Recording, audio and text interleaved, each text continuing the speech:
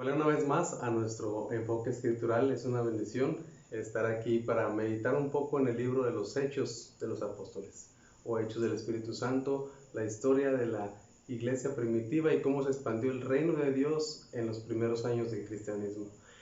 Estamos considerando de una manera muy ligera pero devocional y aplicada a nuestra vida el libro de los Hechos, y ahora vamos a continuar viendo el capítulo 5.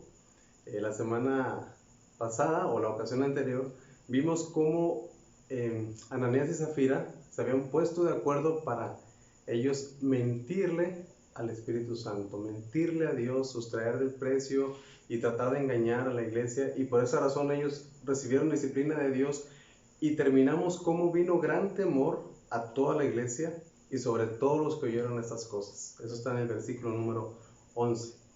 Y entonces vemos cómo, a pesar de las dificultades, es lo que vamos a ver en este capítulo, el reino se estaba extendiendo. A pesar de las dificultades, a pesar de las dificultades internas como esta y las dificultades externas como las que se mencionan en los versículos siguientes, la palabra de Dios se extendía, el reino seguía avanzando. Y en este caso vemos cómo muchas señales y maravillas seguían a los apóstoles, ¿verdad? Incluso personas de muchas ciudades vecinas venían a Jerusalén para traer a los enfermos y a las personas que estaban atormentadas de espíritus inmundos, y todos eran sanados. Vemos cómo los primeros años del cristianismo se cumplió aquella profecía, aquella palabra del Señor Jesús que dice que las señales iban a seguir a las personas que creían, ¿verdad? Que iban a haber muchas personas sanadas milagrosamente y que pues iba a manifestar de una manera muy única lo que es el Evangelio.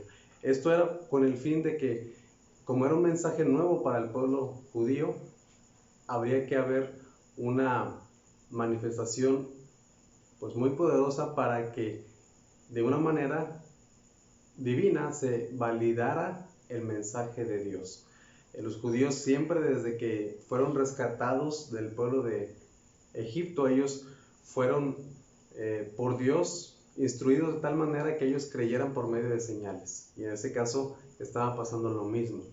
Era algo específico para el pueblo de Israel y era algo específico en aquellos tiempos. Ahora vemos cómo ya Dios ha manifestado su palabra de una manera diferente. Ahora es por medio de la fe y por medio de la predicación del Evangelio. Y precisamente eso es lo que vamos a ver en los versículos más adelante. Del versículo 17 en adelante vemos cómo el sumo sacerdote y muchas personas que estaban con él, de los saduceos, se llenaron de celos porque mucha gente estaba creyendo su mensaje, el mensaje de Dios, el mensaje del Evangelio, el mensaje de que Cristo había venido para salvarlos y que Él quería establecer su reino. ¿Y qué fue lo que hicieron?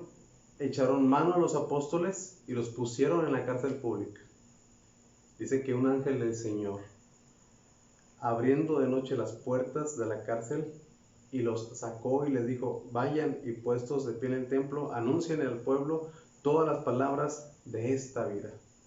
Y aquí vemos algo muy impresionante. Vemos cómo de una manera maravillosa ahora las señales le estaban siguiendo a los apóstoles, y en esta ocasión vemos que fueron liberados por un ángel del Señor. Y los encargados de dar las buenas noticias del Evangelio no eran los ángeles, sino más bien somos los seres humanos, porque el ángel les dijo: vayan y puestos en pie en el templo, anuncien al pueblo todas las palabras de esta vida. Y así es la manera en la que Dios ha designado que el Evangelio se extienda, no por los ángeles, sino por medio de los seres humanos, por medio de nosotros, personas que hemos sido salvadas y perdonadas por Dios, que podemos entender o experimentar el poder de Dios y el perdón de Dios en nuestras propias vidas para poderlo compartir a los demás. Y en este caso el ángel les recuerda que era trabajo de ellos anunciarles al pueblo las palabras de la vida. Y ellos enseñaban en el pueblo, ¿verdad? Y en el templo estaban con ellos, y muchas personas también estaban escuchándolo. Y después lo estaban buscando en la cárcel, vieron que ya no estaban en la cárcel, y le dicen: no, aquellos hombres están en el templo enseñando. ¿Y qué es lo que sucedió? Dice: los varones que pusiste en la cárcel están en el templo y enseñan al pueblo. Entonces, eso fue lo que sucedió, fue el jefe de la guardia con los alguaciles y los trajo sin violencia, porque temían ser apedreados por el pueblo. Había mucha gente que estaba escuchando el mensaje. Cuando los traen, los presentan ante el concilio y les pregunta el sumo sacerdote, la máxima autoridad religiosa de aquellos tiempos: ¿no les mandamos estrictamente que no enseñen en ese nombre? Y ahora han llenado a Jerusalén de su doctrina y queréis echar sobre nosotros la sangre de ese hombre, como que nos quieren culpar por la muerte de Cristo. La respuesta de Pedro y de los apóstoles fue esta: es necesario obedecer a Dios antes que a los hombres. A la luz de toda la enseñanza bíblica vemos que a Dios le agrada la obediencia a nuestros gobernantes. Él se place cuando obedecemos a nuestras autoridades. Sin embargo, todo tiene un límite. Primeramente está Dios, antes que a los hombres, independientemente de cuál sea su autoridad sobre nosotros. A Dios le agrada, por ejemplo, también que los hijos obedezcan a sus padres, aunque también hay ahí límites. Siempre Dios debe de ser el que tenga el primer lugar en nuestra vida, en nuestra obediencia. Debemos de amar a Dios por sobre todas las cosas, incluso sobre las autoridades, incluso sobre nuestra familia, incluso sobre nuestros padres. ¿Es necesario obedecer a Dios antes que a los hombres?, respondió Pedro. Años después, él escribe su carta e invita y exhorta a los creyentes a obedecer a las autoridades. Sin embargo, siempre es a Dios antes que a los hombres. Entonces vemos cómo Pedro insiste y vuelve a compartir el evangelio a ellos, ¿verdad? Porque habla de Jesús, a quien ustedes mataron, lo colgaron de un madero. A este Dios ha exaltado con su diestra por príncipe y salvador para dar a Israel arrepentimiento y perdón de pecados. Dicen, ustedes son autoridad, sí, pero Cristo, Él es príncipe y Él es salvador, es mayor que ellos. Entonces las personas ahí dice que se enfurecieron y querían matarlos. Eso es lo que puede traer una obediencia completa a Dios. Probablemente pueda traer que las personas se enfurezcan con nosotros. Pero recuerden, primeramente debemos de obedecer a Dios. Primeramente debemos de seguir a Dios y obedecerle antes que a los hombres. Ahora, entonces levantándose en el concilio un fariseo llamado Gamaliel.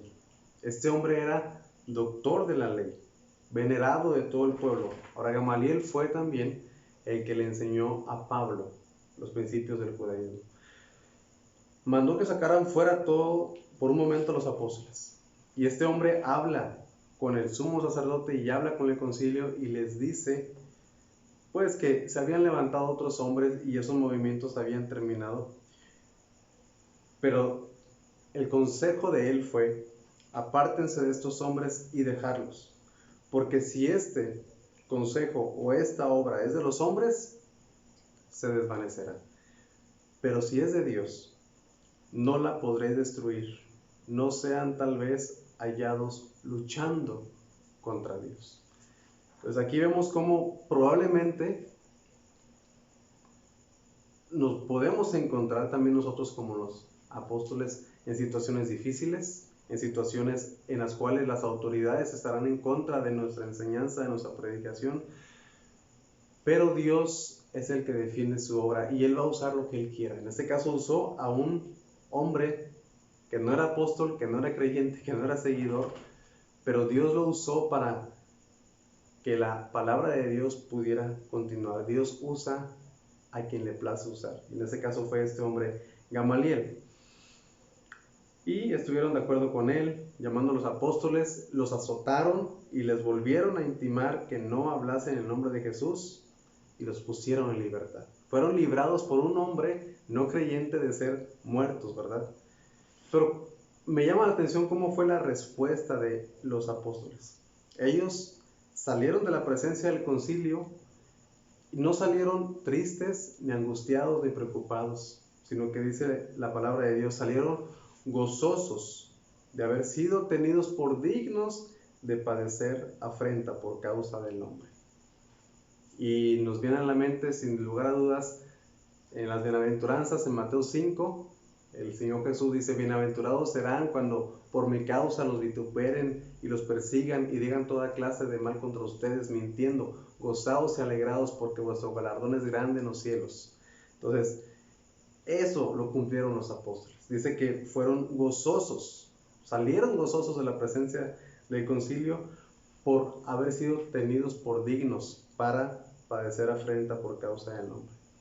A pesar de las dificultades, a pesar de ser amenazados, intimados, azotados, incluso encarcelados y en peligro de muerte, la palabra de Dios seguía expandiéndose. Dice aquí, y todos los días en el templo y por las casas no cesaban de enseñar y predicar a Jesucristo. Vemos cómo la palabra de Dios, la obra de Dios, avanza a pesar de las dificultades. Estamos ahora en un momento difícil, probablemente en un momento complicado para muchas personas, para muchos de nosotros, confinamiento y todo eso, pero recordemos, la palabra de Dios va a seguir avanzando, no se va a detener. Incluso Dios puede usar lo que Él quiera, como en este caso a estos hombres y a Gamaliel, incluso las circunstancias difíciles como Ananías y Zafira, pero la palabra de Dios seguirá avanzando. ¿Cuál es nuestro deber? Nuestro deber es seguir enseñando y predicando a Jesucristo. Gracias por estar en este enfoque escritural. Nos vemos la próxima ocasión, si Dios lo permite.